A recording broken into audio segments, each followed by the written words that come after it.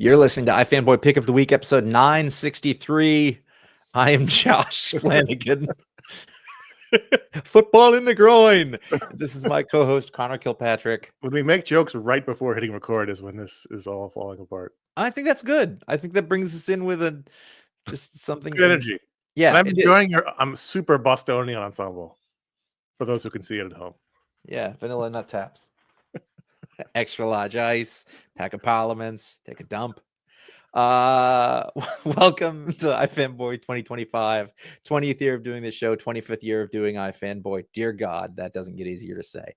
No. And that means every week for 25 years, one of us has picked the book they like the best from their stack of comics. We call that the pick of the week. We will talk about that book and other books from the week. The patron pick, listener mail, going to be fun. Here's your spoiler warning, exercise caution. I need a cue card guy. I need him to be here instead of here. Did you ever hold cue cards? No. When I was a PA in the studio, or my first job out of college, one of my jobs was cue cards. It was fucking stressful. I definitely worked on shows that had cue cards, and I can picture the cue card guy. And I remember really liking him. And then he couldn't do it one day, and his sister came in. So she's they're like a cue card family. What's her last name? So it's Bob Cue Card. But I'd watch it. Bob at least Cue Card. It's pronounced Cue Card. Cue Card. But I remember watching him do it and just like his perfect like strokes, and like in a million years I couldn't. You've seen my handwriting. It's we all have terrible handwriting. Yeah. I think Ron's. No, I have good handwriting. It's just we have a show to do, but it is the stress of moving them at the right time so that they can still see the next card. So there's no move. That's a skill on the reader's part too, is to read far enough. But I don't know. It's all very difficult. I did blow it one time really badly where I just zoned out and didn't move the card. That's what I would do. That only happened one time. Only one time. Let's get to the show. The pick of the week is Batman Off-World number 6. And I don't think you're reading this, right? This is some Jason Aaron. Totally am. Oh, you are? Okay, great. Totally. Jason Aaron, Doug Mahnke, Jaime Mendoza, David Baird, and Troy Peteri. That's probably it, right? Peteri? Troy Peteri? Not Petery. Peteri? No, I don't think Petery's so. more fun. I want to start a business where I'll tell you what the more fun way to say your name is. He's a little... Wait a minute. Write that down. He's a little Petery. Just want to say. So this is the final issue of this really terrific, Batman, all-time Batman story, meaning it takes place in the past. It's not in Elseworlds, but it just takes place in sort of Batman's early days, but whatever, it doesn't matter. It's just sort of like a standalone Batman story. Do I wish it came out a couple months ago before it got super late and I sort of forgot what had happened? Yes. It got really spaced out over the past few of them, I think.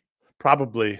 But this one I remember the first and I think the second issues took place during the break last year, and so I was late to catch up with them.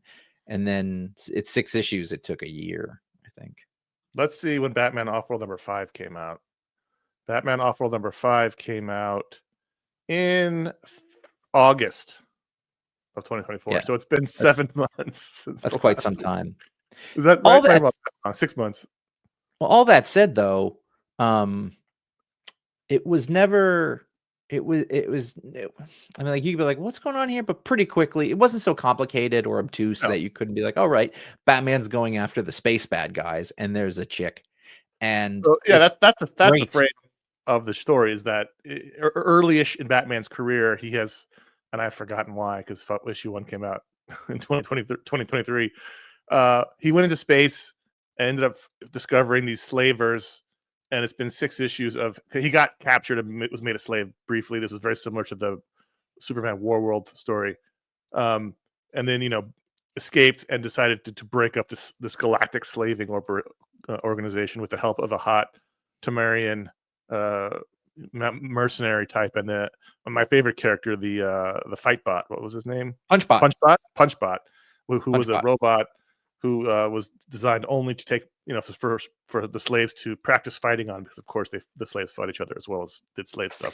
I think the deal was that for whatever reason, the alien was in Gotham, and it whooped him so thoroughly that he That's right. thought, That's right. well, I'm going to have to beat that guy if I want to be the Batman I want to be. And so he went to space That's totally right. to I'm toughen remembering it. himself up, which is a great, it's a great premise, I think. And it's a very Jason Aaron book while also being a very Batman book. I think he brought a lot of what he does well to this. And I think you're totally right in that it has all the hallmarks of a great Jason Aaron story. There's a really great symmetry in the overall structure. He always leads up to really dramatic cinematic endings. In this case, it's Batman returning and is it her name Ione? That's her name, right? Ione? Tamarian? I think it's Ione. Ione. Is it Tamarian or Tamaranian? Tamaranian, probably. Ione. Yep. She becomes sort of the space Batman. And the Punchbot becomes Batbot with a bat painted on his. He always leads to these great dramatic endings where, you can hear the music soaring at the end of the movie. Batman's returned home. He's kicking ass at home. We cut to in space where the legend of Batman is spreading because not only what he did, but because what she's doing in his name, in his space costume. And I like their little romance. Young Batman, he's got some fire in him. She's basically Starfire, but with tattoos. And she's really mad at him. But that makes it hot. I know, but she's really mad at him for being Batman and making her change what she was like. Right. God damn it, I know you're wrong, but I respect you. And also being emotionally closed off. And the villain, it's a brother and sister, not unlike what's going on in Amazing Spider-Man, by the way, where the one whispers horrible things in your ears, and like it's so bad that all the people around it die it, and Batman can handle it, and then of course he then whispers back in his ear, and I was like, I guarantee you that dude said I am Batman, and I was like, there it is, and that's stupid, and I love it. He won a whisper fight. Like he can win no matter what weapon you bring to the table. Batman will win, including whispering. And it was a great climax to us. I've really enjoyed this all the way through. The Doug Monkey art, Monkey, Mendoza, David Barron on colors, Mendoza on inks. Just a really great big action. I remember finishing this a couple days ago and thinking, man, I wish Jason would get a regular Batman book. I don't know what the plans are after Hush, but we know from talking to him over the years, he loves Batman. It's his favorite DC character. He did that Penguin one shot a decade ago before he went exclusive to Marvel. But man, I would just love him to get a shot at telling an ongoing Batman adventure, because he's just so good at what gets the character what the character ticks, how the character ticks, words that make sense, and sort of the grandeur of it and the fun of it too. It's still fun without being sort of dour, which is the problem sometimes. I think that if I was to look at the premise for this, and I think I remember when this was announced, I thought, that's not really the Batman I want. And then as it kept, I was like, this is fantastic. This is the Batman. I didn't know this is the Batman I needed. So it's interesting is that when you say I wish you'd do regular Batman, I was like, I could do more space Batman, which it's hard to do. For a while, I mean, you were totally right. I guess I blocked out how long this has been coming out. I guess it's been coming out for over a year. If you call 6 issues over that time coming out, this was, at least for a little while, my favorite Batman book coming out, because it just captures the essence of it. Even if he is, instead of a Batmobile, it's a spaceship. Instead of the Joker, it's these slavers. Instead of Robin, it's Ione. Like it's still the essence of what makes Batman great. This is I'm so glad they.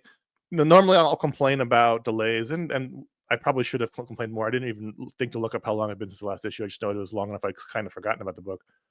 But since Doug Monkey got to draw the whole thing, I'll be able to hand this trade to somebody. But this is a terrific Batman story. It's way better than if they'd got somebody to do the last 2 issues. I mean, style. It needed to be of a piece. Yeah. Who knows if anybody will care about that, but as the kind of reader that I am and you are, I think it just makes it a stronger piece. And like the fact is, I saw it's on the list and I was like, man, this book is still like I'd forgotten about it. Yeah. But what I did remember was I really like this. Yeah. And I've liked it more each time. And so you know what? In a subtle way too, because I finished my books and I was like, I have no idea what the pick would be. And then you said it's this, and I was like, yeah, that's actually totally the correct answer that didn't occur to me until you said it. The Batman Offworld #1 came out November 2023. Yeah, that makes sense. That's what I said. Like Yeah. that's when my backlog starts. So that means that was Thanksgiving weekend. That's when my backlog always starts because like usually I'm not around that weekend and I get behind. So they basically put out 5 issues over 10 months, so every other month, and then they had and there was 6 issues, 6 months until this issue, which this will tie later on to an email we got, but which I didn't even do on purpose, but now is the serendipity that happens when you do these shows. But so we shouldn't talk about that aspect of it right now. well, no. It's just it is what it is. It sucks, but there's always let's leave that part of the conversation till later. But I just want to point out that you don't got to be a big Batman fan if you like sort of space opera-y, Star Wars-y, Batman in it. Batman is that character everyone talks about. We always talked about it, that can fit in any genre, any kind of story. He fits perfectly fine in a Star Wars style, free the slaves story in space with alien sidekicks. He works. He's so malleable as a character, and it's just incredibly fun. It's dynamic. There's great moments of pathos and emotion and feeling. There's romantic sparks. There's smooching, but then there's real darkness with these bad guys and what they're doing, and then putting the two siblings in a cell together where the whispering torments the other sibling is pretty tough. That's a very Jason Aaron, way to wrap things up. It had a lot of what was really good about the grandiosity of Thor. Yeah. And that all the space stuff there. It's funny because he's really good at space stuff. He's a guy who, I mean, we're old, and so other people might not think this, but to me, he was the scalp guy first. And it's just like, oh man, it's real, it's dirt. But like his space opera is great. Even that image book that he did with Dennis Holland, Hopeless. Oh yeah, you fell off, but I think in terms of like a big space opera, like trying to find your kid, lots of it's always sharks. He's a lot of Jason Aaron this week, huh? Yeah, three. I was like, one of them really reminded me of Thor, and this one was, but more so one of the other ones later. But it was Jason Aaron week. I didn't put that together until now. So yeah, so the story ends with him coming back to Earth and defeating the alien enforcer that had beaten him in the first issue, as Josh pointed out, and that was a fun, story, which basically happens almost entirely off camera, but it was no less satisfying. It was just really, really great miniseries. I just love that DC does these kind of things. I wish Marvel would do more of these kind of things where you just take the character and you can set it at any time in their career and do anything with them and not worry about it. They do it sometimes, but not as much as DC does it. It's fun. Let's continue with the Jason Aaron block and talk about Absolute Spot Superman #4. Jason Aaron, Rafa Sandoval. 3 was pick of the week. What did you think of 4? They're really making me wait for it. We have not spent a lot of time with Superman, and he is. And when we see him, he is the version of him that everybody else sees. So people are trying to figure out who he is, and this is all about Lois, her turn from being a Lazarus monkey wrench to sort of being on the other side of things. But she wants to know more about him, and he's the only time he shows up is in doing his front. Stop looking for me. Serious face, fights everybody. So far, Superman's not the interesting thing about this book, which isn't necessarily a criticism, but the world is the interesting thing about this book. Lois's story, what Jimmy's doing, Superman is, Jimmy is revealed to be a Omega Man, part of a global terrorist group called the Omega Men, which is. I had a moment in this one where one of the Peacemaker guys is getting the shit beat out of him because he did something wrong, and you can't tell who's doing it, and then you turn the page and you see Lois Lane walking in and saying you're under arrest, and I thought, is she arresting the guy who just beat him up? Like, it did not occur to me until I looked over it a few more times that she was the one doing the beating. Yeah, she broke his fingers. Yeah, so I don't know that worked, but I really liked the exploring the dark side of this Lazarus group. The one peacemaker who realizes he has a problem with violence and PTSD, and so he's doing his like intake with the AI Brainiac program, and he keeps saying, "I need help," and the Brainiac's like, "Oh, you need a new gun?" It's like, "No, I don't need a new gun. I'm worried I'm going to hurt people." "Oh, does your gun not work?" Like it clearly, like I liked exploring that darkness of this group does not care not only about the people it hurts in their operations, but its own people. I thought that was really strong. I don't mind Superman being sort of this presence so far. The book's a little claustrophobic in that I don't know anything about the wider world yet. We're only 4 issues in, but it's a slow roll though. Like which flows tightly with the Lazarus group. I don't know about the act. I mean, these are all on the same planet, right? Like Absolute Superman takes place in the same world as Absolute Batman and Absolute Wonder Woman, right? That's the whole thing. Is there's that planet, the dark side planet. Yeah, so these are all seem like it though. Like when you made me think about it, it's in the same world.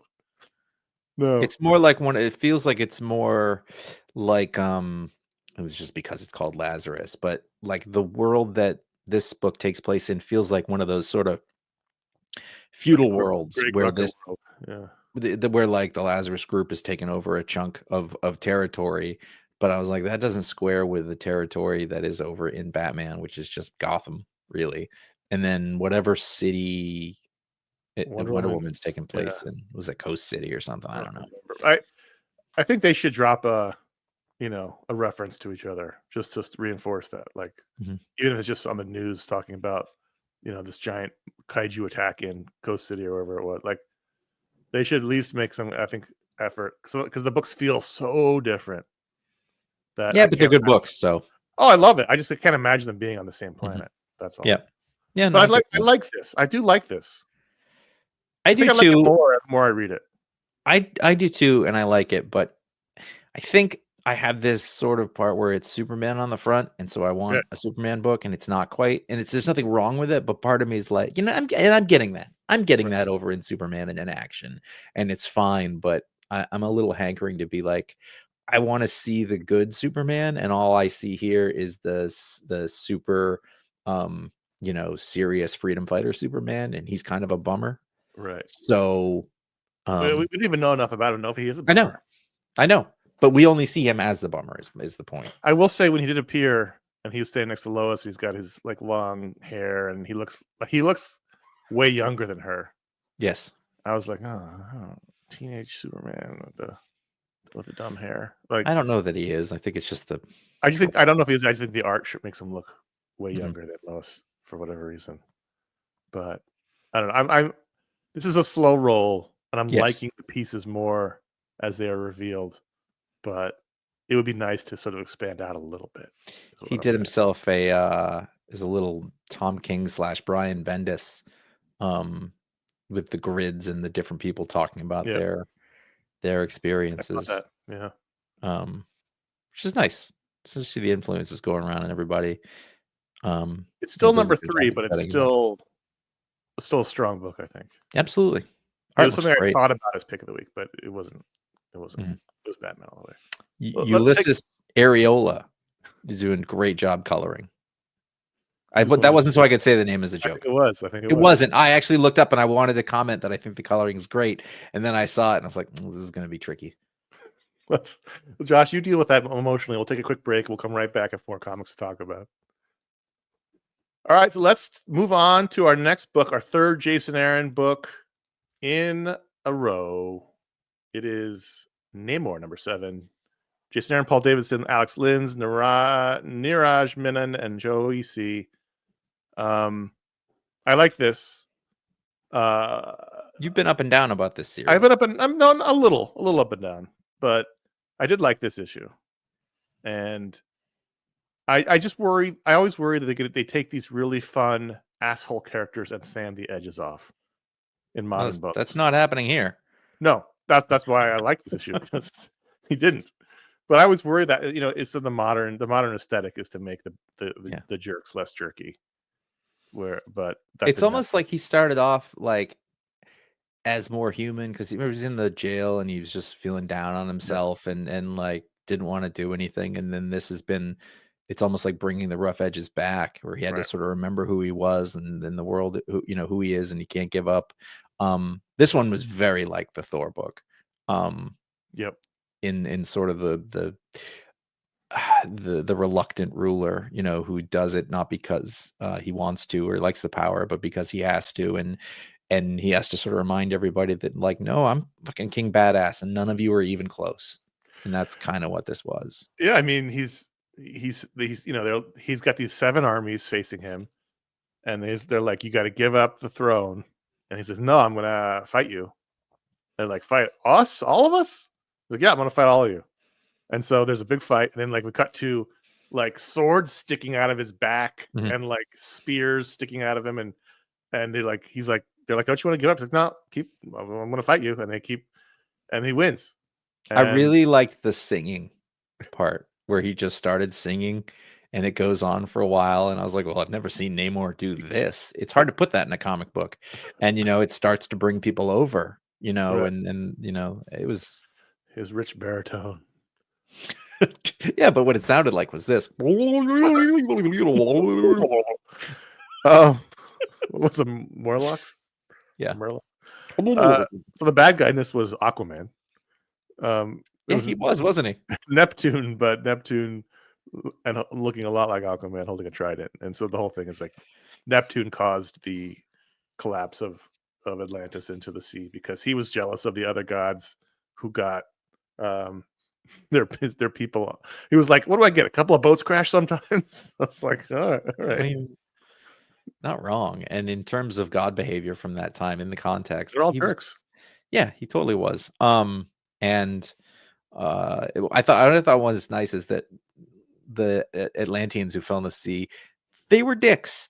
They weren't like the nice people who the gods Uh-huh. had revenge on them. They were violent, haughty, arrogant. They were named. Yeah, yeah, exactly. I think I like Paul Davidson's art more as the series has gone on. I've Mhm. always loved Alex Lin's flashback art a lot.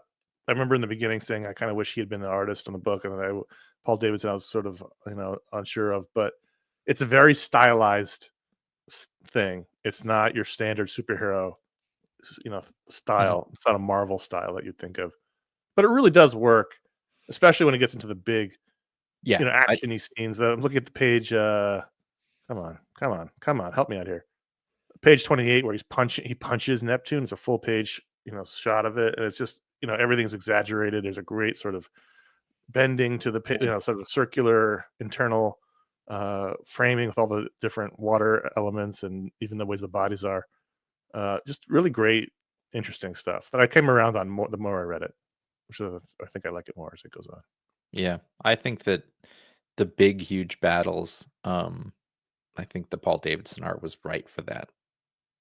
That those moments. Um, I really There's a like. shark in this one. Yeah, the Shark Riders, and I was like, "Yeah, there it is." That dude loves sharks. That Jason Aaron. I mean, No it just sharks in Batman Offworld. No space just all sharks. there had to have been wasn't there space whales or something at There one might point? have been earlier on. There was I don't. definitely there was a shark or at least a giant space fish / mammal element, I I don't know if think. this is part of the character, so I'm not going to definitively say this, but he is a bit Aquaman-y here, where he talks to the creatures and gets them to back off. Mhm. Like with the Beast King shows up riding a giant, what is it? Some sort of giant creature, elder whale, Yeah. and he puts his hand to the snout and says something we can't read, and it's a little Aquaman-y, not terrible. I mean, these that's how these characters are. Whenever there's a panel like that, and because I read it digitally, I always And zoom in to see if they tried to, like, sneak in well, do letters. you remember what happened? Kind of, but I do So I don't remember specifically, but I know something with happened. one more day, Uh-huh. when Peter makes the deal with the devil to save Aunt May, and thus the marriage is erased. There's a part where Peter or someone no somebody whispers to somebody between Peter, Mary Jane, and the devil, and our pal Christopher put dialogue in that balloon, Yeah, but made it super small, so you couldn't read it on a page. But this right. is like early days of previews on the internet. Yeah. And so someone zoom, and you could read it, and it caused an uproar because he added a piece that the writer didn't add, Oh, and about something about remembering. Like you'll remember something. Really, does kind of fuck up the story. So now it's just like gibberish because oh. yeah, that was the It's whole better. thing. It's better as legend. I like that. Anyway, I thought this was fun.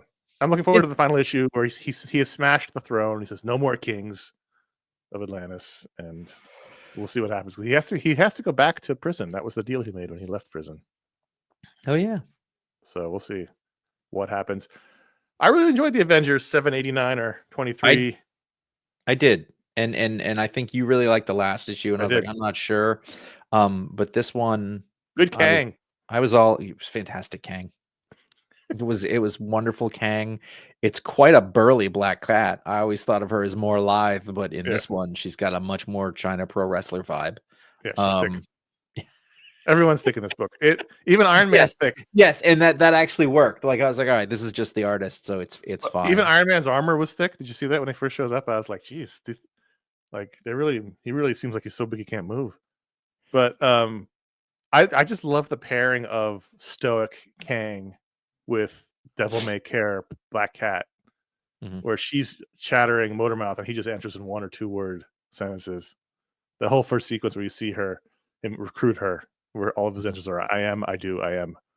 And I just really good Kang. Really, really good Kang. He's the correct level of haughtiness. The first time in that flashback, he's standing. When you said I am, I do, he's standing correctly as Kang. His hands clasped behind his back, legs wide. His like passive, distant indifference to what's going on. He's not even fully facing her. He's sort of at an angle. Yeah, he's just definitely looking down upon her. So they have. By the way, she hangs out in her apartment in full costume. Well, she's got a meeting. she's put on her formal meeting wear. I feel like she didn't know the meeting was coming. That's possible.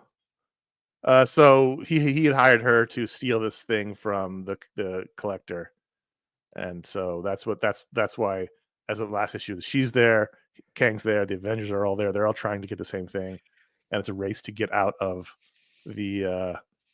basically the casino with the item, with the MacGuffin, and it involves dinosaurs and asteroids and aliens and big brawls and the classic and necessary trope of one last job.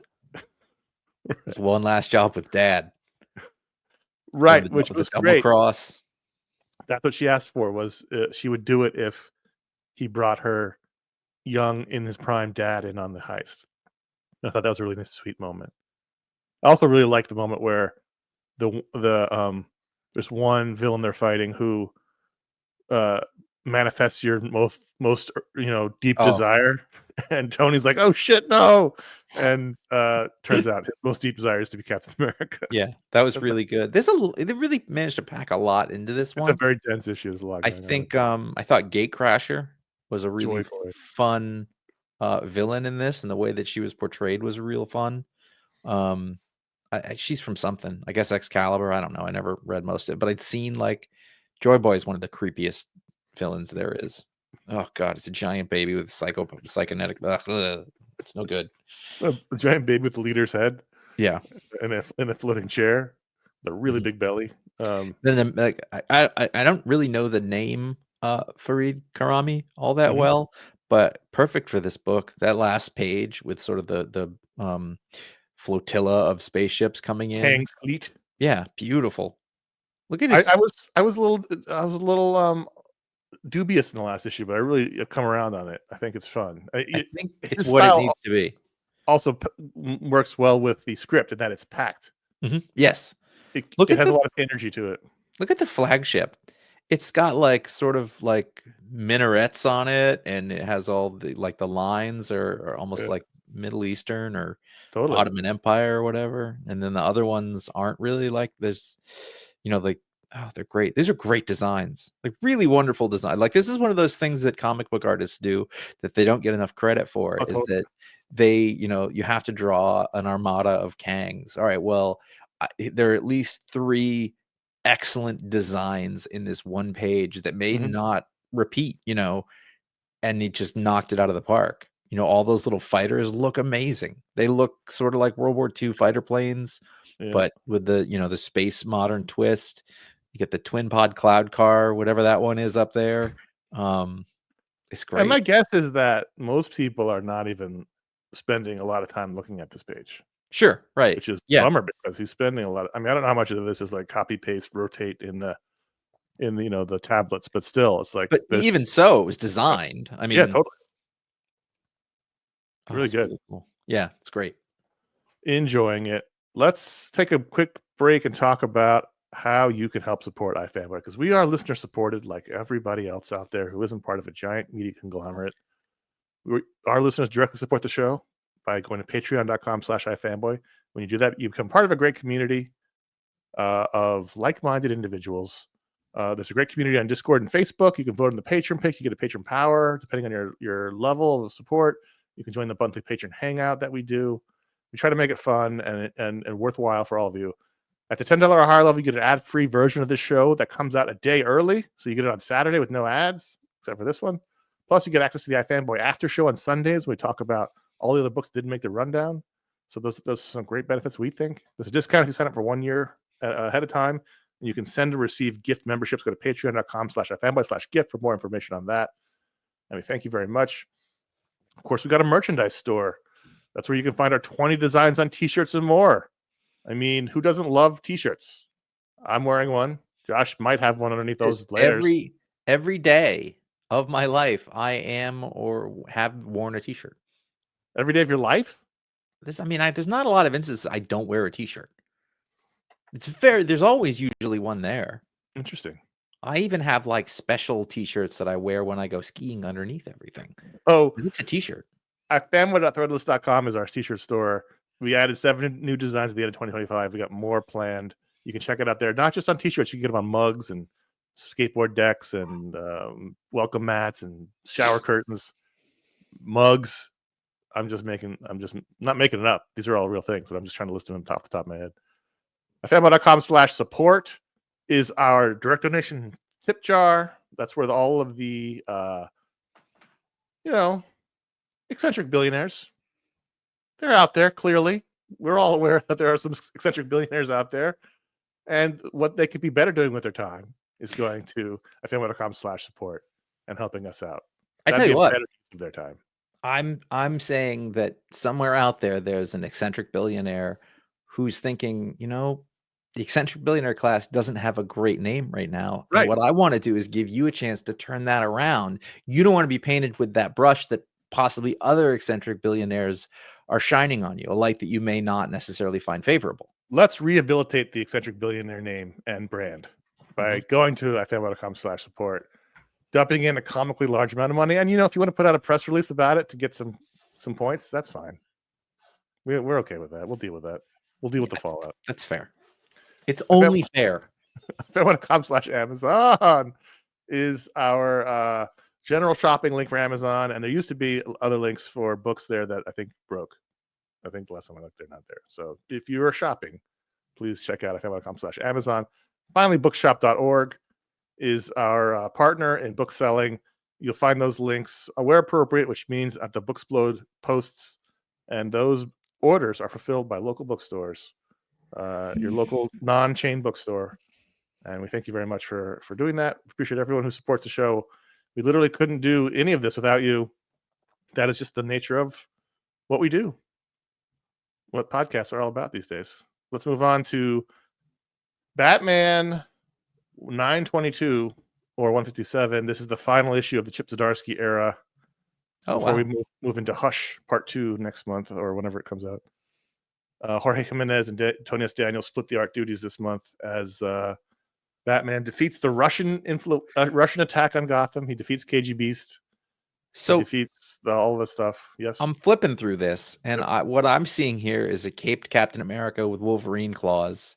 That is KG Beast, who was pretending to be Gotham's official superhero. Huh? Because Vandal Savage is the police commissioner, and they had the mayor under their thumb. So they brought in the Russians had been infiltrating everything, So they He sent looks in a lot like Captain America. Like if I'm Marvel, like I'm thinking a Marvel lawyer must have been like, it's the abs. It's the stripes on the abs. That's the and the problem. mask, like Yeah, a little bit. there's one where his face is smashed in. That's very close to the A, but it's a star. The colors are I mean, it's red, white, and blue, but either way, So he defeats the bad guy. Commissioner Gordon, for some reason, decides, hey, maybe I'll rejoin the force as a beat cop. Okay. That's what Jimmy McNulty did in season 4 of The Wire. Commissioner Gordon is like 75 years old. Jimmy lived like he was, like he had, aged himself. He had the body of a 75-year-old. Yeah. Certainly had the liver of one. Yes.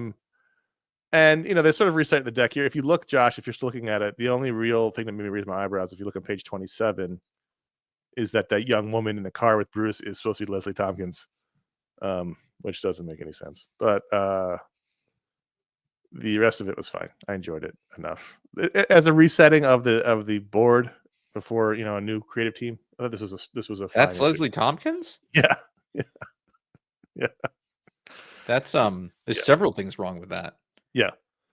I also don't like Leslie knowing he's Batman, or at least us knowing that she knows. It was always sort of like, does she know, does she not know? But right. Anyway.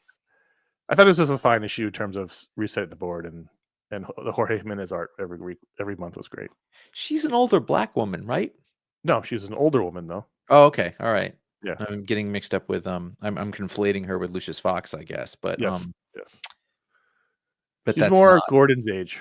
Yeah. Supposed to be. But that's right. Okay, yeah. Well, maybe she's been de-aged. She had a glow up. Is that I guess that's what happens. Yeah. So that she would be less mid. Please stop. Let's go to Birds of Prey 18. Woo! Look at that Dan Panosian cover. Okay, give me a second. I just gotta open. He's on. It's also on the screen. Oh, okay. I have the script over that. Love me some Juan Cabal art on anything. The Cabal of Wands is always welcome. And I don't trust them. This was actually my favorite issue in a while. I think it's because we sort of cut loose the extraneous characters. We're back to the core group plus Sin, who I could take or leave. But it's Barbara, it's Dinah, it's Barda, and it's Cassie, and they're split in two different missions in this one, and this felt like a nice sort of restarting of the thing. And I really liked the undercover mission not undercover really, but the trap that Dinah and Sin go on, where they have to speak, or they have to communicate non-verbally while speaking normally. I thought that was really well done. This is good. There's a really terrific sequence where Barda fights around and through the panel borders, which I was just looking at that, and I think I kind of missed that when I read it initially, but that she's using the panel border to swing the kick around that's fantastic. And then the next page, she punches through the panel to the next panel. Like, I thought this is wow, really that's fun. really good. I do have a bone to pick, and we won't do it for very long. Okay, that's not John Constantine. Well, I absolutely not. I hate when he shows up. What is it, fucking Billy Idol from the 80s? It's not him talking like. No, they need to stop it. Look, I thought we made this. He's grizzled. He's old. He's dirty. No. He maybe was attractive, but he's not. John is sexy. We know this. Is he still? I thought they sort of like gave it up and. No. DCU John, non Vertigo John, the non John from the other book, which I don't know if it's still happening or not, is sexy. He's banging Zatanna and all kinds of stuff. I don't. It's no good. I'm not agreeing with it. I'm just saying that's what they're doing. Even when he was 25, he should look almost 50. Like he's hard living. He's not going to look like this ever. It's not a thing. He does look like a model a little bit. It's stupid. He's beautiful. John's attractive. No one's saying he's not attractive, but it's more like in the Marlboro Man way or the Silk Cut way. Whatever. Is Silk Cut the brand or the style of cigarette? I don't know. You're asking the wrong guy. Yeah. Trust me, when he showed up, I was like, oh, all right. Like, I'm not into John being an active part of the. He's not, because he's the DC John. He's not smoking, and I guess if that's true, then you could say, well, then maybe he would look healthier. Does he? Well, he'd just be drinking more. He's drinking No, he's not drinking. I thought he had coffee, but instead he's doing the that. I'm sorry. I don't No, mean it's a completely fair criticism, and I totally agree with you. And it's annoying. But other than that, I thought this was a strong kickoff to a new arc. I liked the cliffhanger. I'm looking forward to seeing what happens. So this was good. I didn't love the last arc, so I'm happy to be back fully on board with this. There's ninjas, which is great. Yeah, ninjas are coming into the house. It's good stuff. I hate when that happens. I mean, that was a real fear back when we were kids. Well, what if I would assume either quicksand or ninjas would have taken me down. Quicksand, nuclear war, or acts of evil ninjas who sneak around. Which would you have preferred? Ninjas. Oh yeah, I don't want to drown in sand, and I don't want to die in a fiery thing. It's all about being ninja'd. I mean, at least you get to see some cool shit beforehand. Although maybe getting vaporized is like instantly is the best way to go. Is that a throwing star? This took a turn. Hey, cool throwing stars. Yeah. Finally, let's talk about the Spectacular Spider-Man number 12. Spider-Man. Spectacular Spider-Man number 12 from Greg Weisman, Emilio Laso, Edgar Delgado, Joey C. again. And this, first of all, 2 Electros on the cover. So, well, double your ones. That's a 2. When you got 2 ones, it makes 2. That's I mean, that's a 10, which is 1. So, I like this book, even though I think I missed an issue over the break. I think I did. I read 11 and 12 together this week. I think I missed 10. What's interesting about this book is it takes place almost entirely in and around a coffee shop, which is that I remember. It's still about the coffee shop and the people in it. One of the women in the shop got superpowers, and in this issue, she's being trained. So her powers are the 4, elements of the earth. She has wind powers, water powers, earth powers, and fire powers. And so what do? You bring in the Fantastic Four. So Ben Grimm helps train her rock powers, and Johnny Storm helps train her fire powers. And they bring in some other people for her wind powers and the water powers. But I like the scenes with Johnny and Ben a lot. Ben shows her how to smash, but then she realizes she can also reconnect Earth into its form. So like she smashes the boulder, and she can see the connections, and she can reform it, which I thought was cool.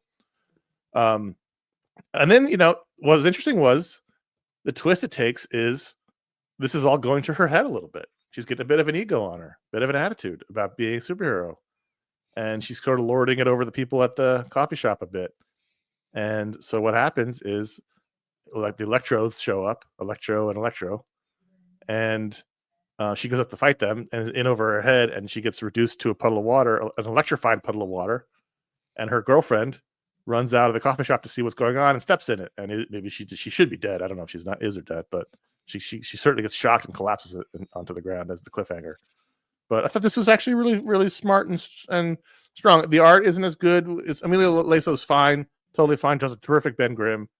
The original artist in this book, I believe, was Humberto Ramos when it was a more special book. But I'm still enjoying it.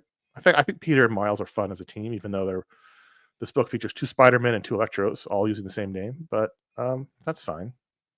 That's fine. I don't get a vote anymore. I didn't quit this book on purpose. I think you forgot about it. So that's a thing. So there you go. Those books we're going to talk about. But at patreon.com/iFanboy, every patron gets a vote to add a book to the rundown, Josh. And this week we had a 4-book race. First of all, we had our new deadline. If you're a patron and you haven't checked the emails, we used to have the voting end at 6 p.m. Pacific on Thursdays. Now it ends at noon. So keep in mind that new deadline, because now we have a bit more flexibility in recording times. And as a result, or not, maybe just a coincidence, we had a really tight 4-book race. And the winner ended up being Star Wars Legacy of Vader #1 from Charles Soule, Luke Ross, Nolan Woodward, and Joe Caramagna again, Marvel Comics. Yeah, it was a Jason Aaron, Joe Caramagna week. And you were pretty thrilled about this. Thrilled. Obviously you would have read it anyway. Oh, absolutely. I could not wait for this issue to come out. On my calendar. Would you like to go first? First, let me ask a question. So I'm just so I can set my bearings. This takes place after The Last Jedi, before Rise of Skywalker, right? That's where I got to eventually. I had to look up the Battle of Crate and it was like a planet of salt, and I was like, that I remember. That was a Um, cool visual. would you say that this is emblematic of the quality level of the Star Wars books? That's my I would question. say it is close, but as it is Charles Soule, he's their A1 guy for Mhm. Superman, or sorry, for Star Wars books right now. And so that if this had been another team, I probably wouldn't have read it. Oh, really? That's a giveaway, is that, but Charles Soule was on the main Star Wars book for a really long time, and he was on Darth Vader for a long time. I think it was Greg Pak at the end. Greg Pak's the sort of like number 2. Mhm. But because it was an in continuity, air quotes, sort of telling about something that happened between the movies. They finished up the one between Empire and Jedi. That was the last sort of Star Wars series. Mhm. And then this sort of is the next, epoch of it. And as I much as wonder we don't why they want to. skipped the post Jedi, pre Force Awakens period. That seems to be the most fertile ground for storytelling. They're not. No one's going to go back and make a movie because they're always worried about conflicting with the movies. They're not really worried about conflicting with anything else other than the movies. No one else is going to go tell a movie about Luke training young Jedi because Mark Hamill's too old.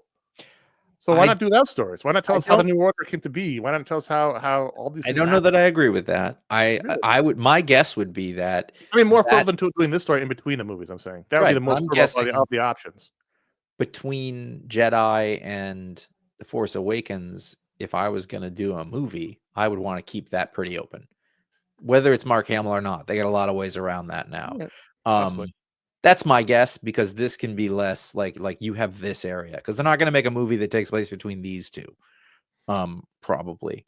And there's room to sort of tell us more about Kylo Ren. And if I'm thinking about we call them this, is it the sequels? Do we say those sequels Sequels, versus prequels? So if we're prequels, talking prequels. about the sequels, talking at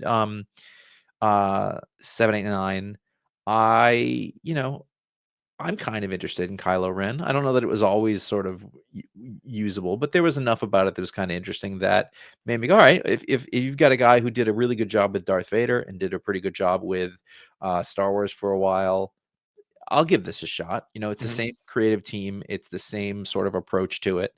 Um, I don't think it was necessarily amazing. And it definitely is on the rails that are set for it. It's not going to break any rules. Right. Um, I but I thought it don't, was fine. Like, yeah, I'm looking at this as a comic, because that's what it is. But I'm not. I'm totally trying to is. put aside my disinterest in these stories. Just like, what is this comic in front of me? And it was fine. The art was fine. I thought some of the art was better than others because he's trying to draw the characters like the actors, and so sometimes it's more successful than other times. Sometimes it's stiffer than other times. But sometimes the art was really, really good. And I think that in terms of Luke Ross, though, he went from looking like somebody who was tracing to Mhm. somebody who is drawing. Whether his style is any different or whatever, but it's sort of, there's close-ups on the face as he Yeah, gets to Mustafar, and they've got a lot of like scratchy lines on them, yeah, I like and that. kind Yeah, that of, was good. I was like, oh, that's pretty good. I like the flashback art. That was sort of like, when he was thinking about the people in his life and Luke and Ray, and that was a good page. Mhm. Um, so this takes place after he has fought Luke, or what he thought was Luke, after he and Ray fought and killed Snoke, and his whole thing is like kill the past, Mhm. right? So he's like, I can't be my full self until I kill the past. And so he decides he has to go and kill whatever the past means in relation to Vader. So he goes to Mustafar and goes to Vader's house and deals with Vader's staff, basically. And that's the ending of the book. And I think that was the most interesting part. The rest of it is just watching this kid be tortured again, and I have no interest in it. Right. Like, I get it. Like I think a part of that was just to establish where they are, who he was.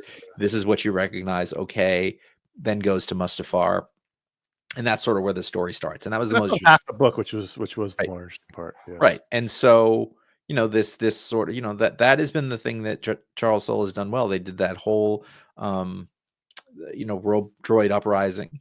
And that was really well done. It was just sort of taking the things that existed and then adding some other stuff in and making something interesting out of it. The idea that there would be like a crew there to still defend Mustafar was interesting, and he slaughters them all because that's what's supposed to happen. It's tricky because Kylo Ren is not even though we know about Anakin and everything, he's not the blank slate that is Darth Vader. Darth Vader was really interesting because he spoke by just standing there. Whatever you thought was going on, you could read in his body language and face because they were always the same. Yeah. And this guy literally is wearing his emotions on. He's the polar opposite of his grandfather. Yeah, he has he's rage that is projected outwardly, whereas Darth Vader's was all held until it sort of came out. Whereas this guy, you can see his face. Well, that's what he says here, doesn't he? I mean, I'm actually looking at the page. It says Darth Vader never allowed himself to forget his past, filled with horrors, though it was his loss, his pain, his rage at the things that happened to him became his fuel. Yeah. He never looked back, but he never let it go either. He could be a coiled ball of rage, but he never. Whereas Kylo is like every feeling he's having at the moment is given out into the world to 11, like at all times. Vader also was, in a way, like all that rage was there, but he was also dispassionate about some things that didn't affect him or didn't interest in him were beneath him. He didn't really care about just That's killing. The robot in him. He didn't care about just killing people. I feel like that was his Oh, I know. It was his repression. He's a man with a robot. Yeah. And this character's harder to like. That was the thing that worked so well about those Vader books, I think, was that he was just an ongoing force, and it was quiet in a way, as opposed to whereas Kylo might get exhausting after a while. Yes, yeah. I agree, and I think that I think he was a fine character in the movie. I thought the performance was good. Oh, yeah. He was a new, interesting kind of character. I have no problem with him, but I don't know that there's much to mine unless because you got to remember this is between those two movies, so where he is at the beginning of the next movie. So how much character development are you going to get? Right. Is this is not an ongoing, right? This is a miniseries. I don't know. I mean, but it could be that the Star Wars title book, right? Yeah, it was ongoing. And Darth Vader took place in the same world, and they did cross over a little bit here and there, but it was ongoing. They didn't really have anything to do with each other. Just taking place, right? But I mean, they went 50 issues with the fifth Vader in between movies, right? Yeah. So is this the new Star Wars book? I mean, like the main book? I don't know. Because it's not called Kylo Ren. It's called Legacy of Vader. Right, but that means Vader. This will be. I mean, this seems like it'll be a mini series when you give it the subtitle "Legacy of Vader." Right. Otherwise they just call it Kylo Ren, which right away tells you how important that character is because they didn't put his name on the book. Well, I mean, they know what side their Force bread is buttered on. I mean, look, this was fine. I didn't hate it. I didn't love it, but I didn't hate it. It was fine. With some things I like more than others. I like Kylo Ren as a character. I liked him in the movies. Great design. I didn't mind sticking with him through the story. I was so glad he didn't destroy Vader's helmet. It's like, put that in a museum, buddy. Don't break that thing. It belongs in a museum. Then his dad shows up and takes it. Yeah. But you're dead, but I'm not your dad. I'm another guy. I look just like him. I have many qualities in common with your father. There is a roguish element. When I punch you, it's going to sound like a bomb going off. I always love that sound design in Indiana Jones. Anyway, let's rate this book. Ratings on Star Wars Legacy of Vader #1. I almost put the emphasis in the total wrong place. Star Wars Legacy of Vader #1. Charles Soule, Luke Ross, Nolan Wilbur, Joe Caramagna.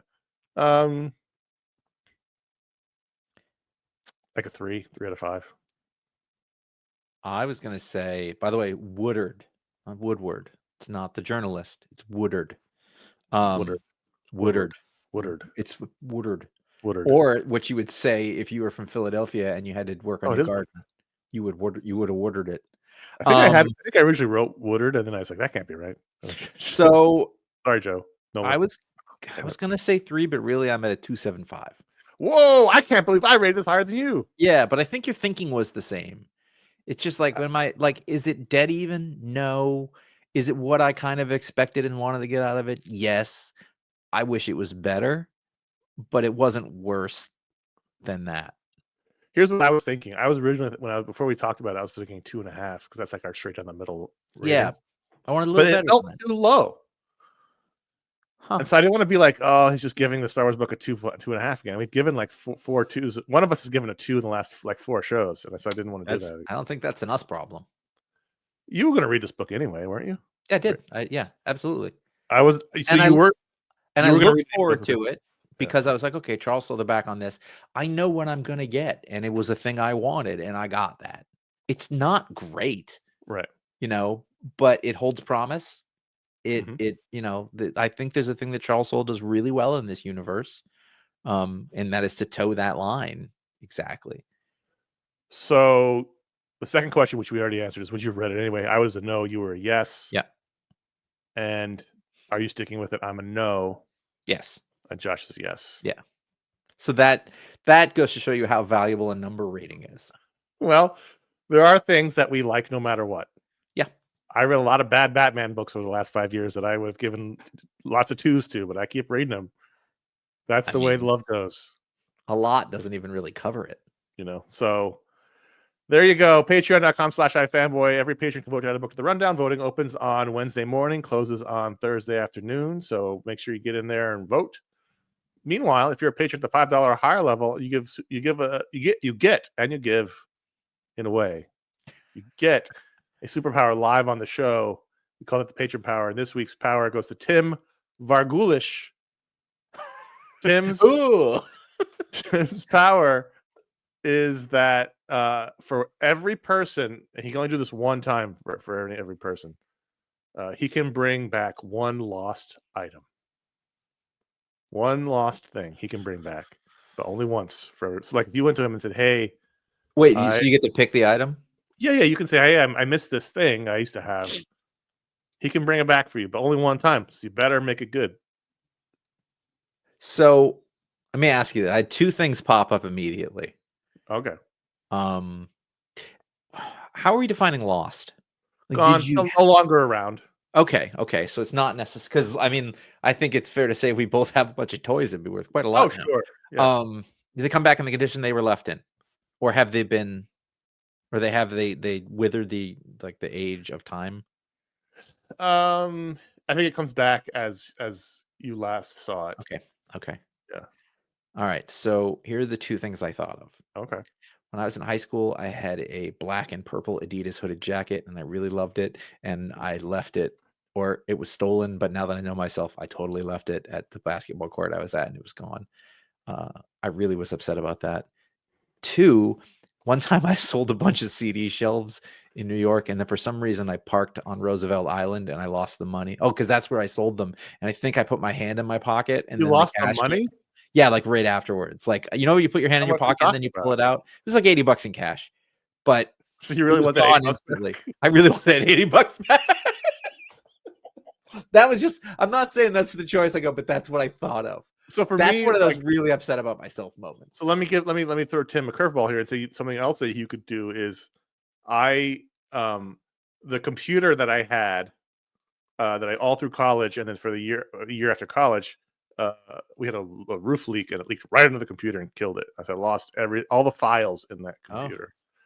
And then my next computer after that was a shitty PC, and the hard drive melted. And I lost like 5 or 6 years worth of photographs. Like I've got my 20s are basically not captured until I got a smartphone, because everything I took from like into college to like smartphone, which was like our late 20s, was on that computer. I mean, the iPhone was 2007, so 30. Yeah. So basically almost everything in my 20s, I have no photos of, and I would just love to be like, can I get that hard drive back? Because I had like all of my youth photos of my youth were on that thing, and so young Kilpatrick didn't know how to back up. I didn't know where, but it wasn't a thing. I remember I took it to a computer repair store run by someone we know, and spent many hours there trying to recover anything, and it was just totally gone. Everything was gone. Sucks. So I would love to have that hard drive back. So that's what you can do, Tim, is you can bring back one item for everybody gets one item So you can't like. I don't really need the $80, but I'm just want so it. mad at myself. Also, why did I agree to meet some random person in a parking lot on Roosevelt Island? There was no one there. I felt that way every time I saw something on Craigslist. Yeah, And even when they come to my house, I would be like, I'd I crack hate the it. door open. I'm I have like, I have all this stuff don't that come I in my don't house. want anymore that is worth money, and I will not list it because I just hate it. I hate the whole process. I had a Yeah. really bad experience, not horrible, but, like, I remember in Los Angeles when we were moving, I like, somebody came to my house to buy, like, a DVD player or something I was selling before we were moving, and the lady came into my house, and she was just pointing at everything and making offers on it that were, like, low ball. She's like, $6, and I was like, "No, I don't wanna sell these $20." And I was, "No," and I couldn't get her to leave. And the dog too. Yeah, it was before dog. This was $12 yeah. for dog. How much for the dog? So thanks, Tim. Thanks for being a patron. Patreon.com/iFanboy is how you can do that. Let's do some email. The first one comes from Dan C from New Jersey. Dan says, does the frequency with which a book is released impact how you read it? Currently, I'm enjoying Mark Waid's Action Comics. Side note, he wrote this in December. And I think that's partly because of the weekly schedule. I'm not sure I'd be into it or even stick with it if the arc was taking a year to play out monthly rather than a few months weekly. In the past, I cut Bendis's early Ultimate Spider-Man a lot of slack for issues which were not much happened because they were doing 20 issues a year. In the converse, when books came out irregularly or even every few months, I'm much more likely to drop them. Do you have a different standard for books based on the release frequency? And if so, does it make sense to apply standards in this way? After all, the content is the same, whether it comes out weekly or quarterly. Maybe the reading experience makes the difference. As I write this, I've only been thinking about it for a few hours. But by the time you read it, it'll have been months thinking about it. Dan C. from New Jersey. I feel like Dan C has a very different approach to this than I do. Okay. I can tell right away I'm thinking of it economically, whereas he said I give it more slack as they can at 20 a year, and I was like, I'm making more of an investment at 20 a year or a weekly book or something like that. At least when Ultimate Spider-Man was coming out, and I was like, for that thing to take up that much bandwidth and time, and if you're paying for the issue, which I'm sorry, that's a dicky thing to say, but like when the issues are $4, $5 a piece, they're going to come out weekly. That should be pretty good. Like you're putting a lot into that, and so I would almost hold those kind of things to a higher standard. Whereas we were talking about Batman Off-World, and to me, that being late, at least in this instance, it highlighted the fact that you can look at it and go, okay. I mean, like they're late, but they came through with the quality, and Right. that's worth more to me, I think, in a lot of instances. Yeah, this is a tricky one. I don't think I have a straight answer for, because I think you're right in some ways. I don't think I look at it economically, more of like a volume level. Like if action's coming at me every week and I'm not enjoying it, then that's annoying. That's still economics. That's time. Right. That's energy. It's like, there's another chapter of this book. I think it's just okay. It would probably not be as interesting to me. So, luckily, that book was really good. But then there's other books. There's other books that you're not going to drop, so it doesn't matter. But there was a while, it's tough. For a while, I think if a book hardly ever came out, I would put a knock on it for that. I think our opinions always change and tastes change, and things we thought 20 years ago, not things we think now. But there was certainly a time we were doing this where if a book was super delayed, I would put a knock on it for that, just because I was annoyed. But now, with everything going on in the world, in my life, I don't really. I mean, I feel like you're a little tougher on that than I am. Not anymore, though. Like I should. Yeah, no, I think you're right. That's a good point. In the past, for sure. But I mean, like at the end of the day, the quality matters. At the end of the day, like that's the is it good? Yes. Now, does that make I don't know if Fell is a good example because it never came back out, but how much time was it between 6 and 7? This is a very old example. You got what you wanted. Same Planetary. Warren Ellis is the coming. There's some things that take a really long time to come out, and you get them, and you're like, okay, fine. Who is that? Oh God, I keep going way back, but there's a guy who did the Elephant Men, and he was amazing, but he can only put out an issue every year and a half, or. I mean, if it's going to be really late, then it's better be really good. Yes. And, so Elephant Man was Richard Starkings. It was that's the writer / Moratat. letterer, but Moratat. yeah, somebody like Moratat or there was another guy. Well, I mean, yeah. If I'm going to be wait like for Batman Offworld, I knew it was late. I actually forgotten it was coming out. But if it should hit after being off for 6 months and it was just okay, I would have been really annoyed because I waited that long. I better be good. It was really good, so I didn't really care. The Human Target there was a break in there, right? They took a break. I'm okay if they take planned breaks. You're okay, but even if this one took 3 months to come out, it was so good it doesn't matter. Whereas Saga took a break and then didn't come back or whatever, and I completely lost interest in it. When it came back, I know, but it came back. I don't read it anymore either. Yeah, I think that it wasn't even like a switch of trades. It was just like, it was kind of fun when it was coming out. Some books actually benefit from coming out more regularly, and then when they, because you're sort of on a little ride and it's fun, and then when it's been gone a long time, you're like, you know what? I don't know what I liked about this anymore. I'm not missing it. It's easy for me. I've been off of it now for a year and a half, so it's not hard for me to stay off of it. I think all of this goes into the pot. Yes. There's not, which is a way of saying there's no hard and fast rule here. It's everything is a factor, and a release schedule is just another factor in everything. So it's it's like I'm trying. It's not like a decision tree, where like if this then it's like is it good and late and this and that. Those are all the factors. Is it good and just okay? Comes out every week. Like there's every book has got different switches that you flip, and then that decides how much you enjoy it, and it's all part of the piece. And so ultimately, is the book good is the most important question. If it's good and infrequent, fine. If it's good and frequent, great. If it's not that good and frequent, kind of annoying. If it's not that good and infrequent, then we're not reading. Like all these things are part of the thing.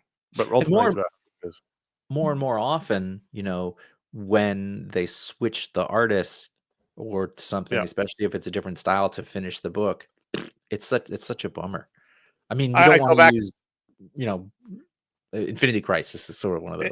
Infinity Gauntlet is the one. Gauntlet, sorry. That scarred me as a kid. Right. Where it started off as George Perez. It ended on Ron Lim, who I liked a lot back then. A huge Ron Lim fan, but it wasn't George Perez. Right. And George Perez made the book feel special. You know how we talk about Absolute Superman's art's good, but doesn't feel special? Right. Like some artists make a book feel like a big deal, and George Perez did. And he didn't do the climax of the story because it was so late. And that scarred me as a kid. And I look back at it now, and it's like, couldn't we have waited an extra couple months to have George do the whole thing? Yeah. Like, wouldn't that have been better in the long run for everyone? Like, for everyone past that year it comes out, then you've got the trades forever. Can you imagine if Watchmen 10 through 12 was just like, it could have been a great artist. Like it could have been like, Eddie Campbell coming on. I was trying to think of a collaborator for Alan Moore coming on to finish it, and that'd have been cool, but not. It would have changed forever. It would have changed forever the book, and it would not have the place it would be in with it. So, all of these things come into play, Dan. They're all a part of the soup. The soup that is iFanboy. I would suggest though that like your opinion on your feeling of that would change over time too, as yours has, as mine has. Like I used to drop books way more often than I do now. Now I stick with things a lot longer. Josh, do this next one. Monica M. How come Vandal Savage gets public positions in government with a name like that? Nobody suspects anything bad from Vandal Savage. Do you think it's a native name and don't ask questions for fear of being insensitive? Do they think it's a nickname? I mean, if Vandal Savage says what you want to hear, then you'll be like, you know what? I like that. You can use that as marketing. Everybody likes Randy Macho Man Savage. That didn't hurt him at all. Now he didn't run for mayor, but Jesse the Body Ventura did, and it didn't hurt him. Monica, don't be name prejudiced.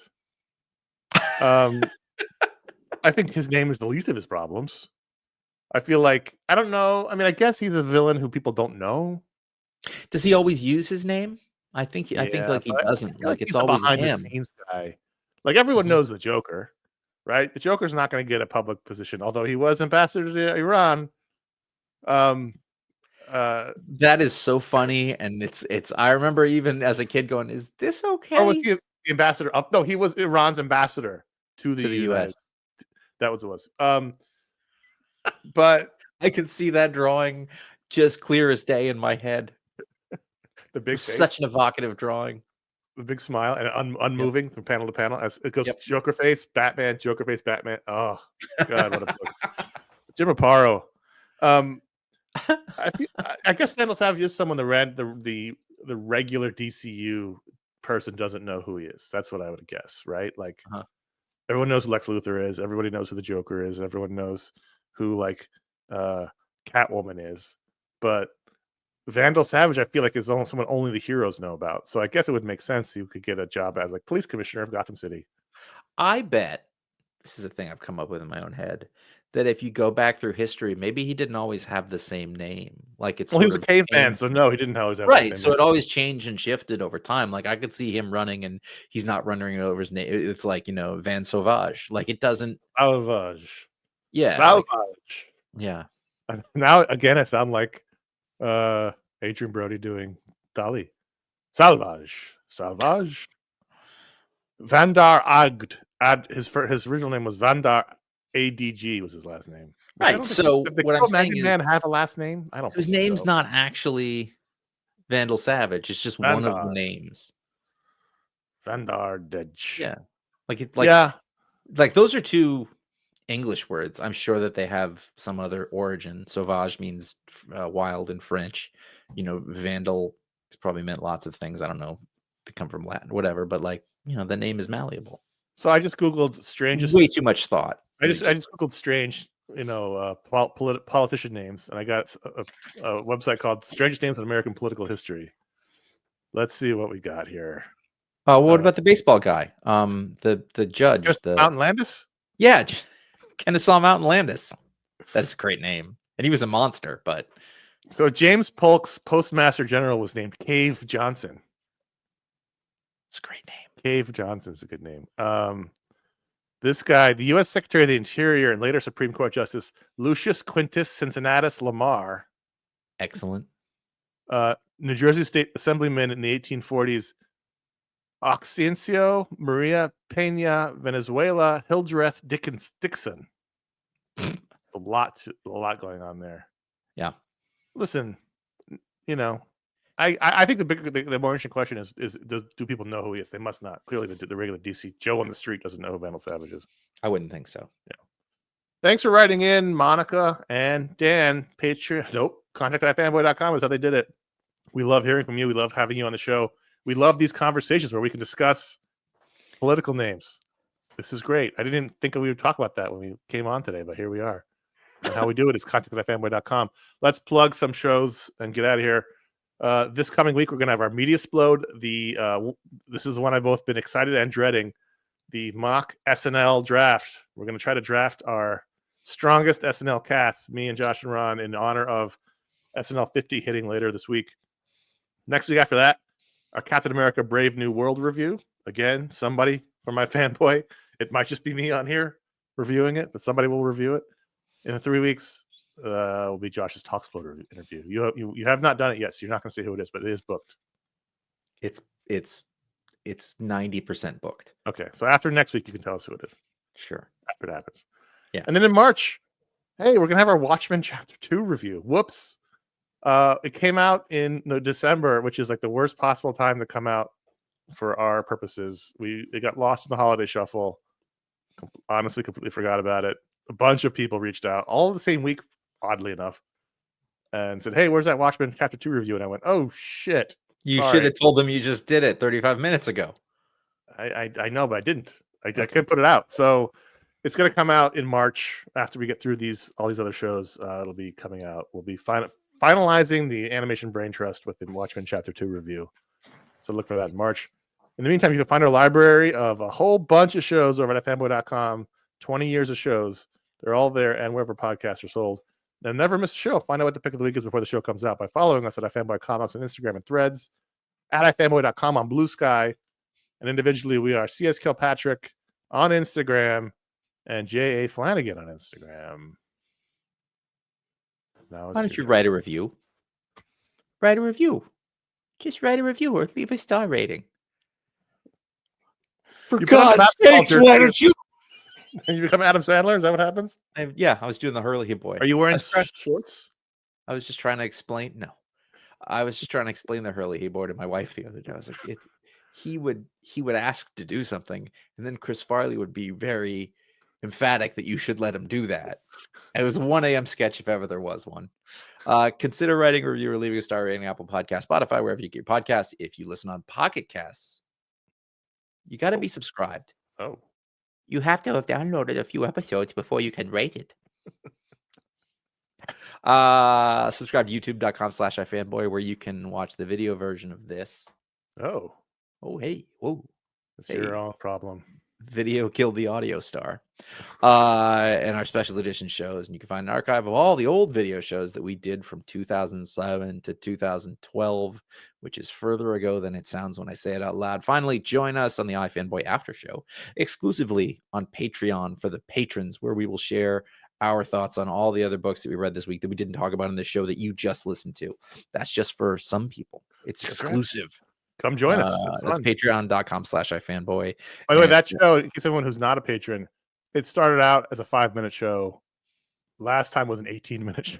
So this is not a promise. It's not a problem. I'm just saying it's a very select, and it's not nothing, is what I'm saying. It's a substantial show. I think our very first episode of iFanboy was 18 minutes. So the last time we did the after show was the same length as the very first episode of this show.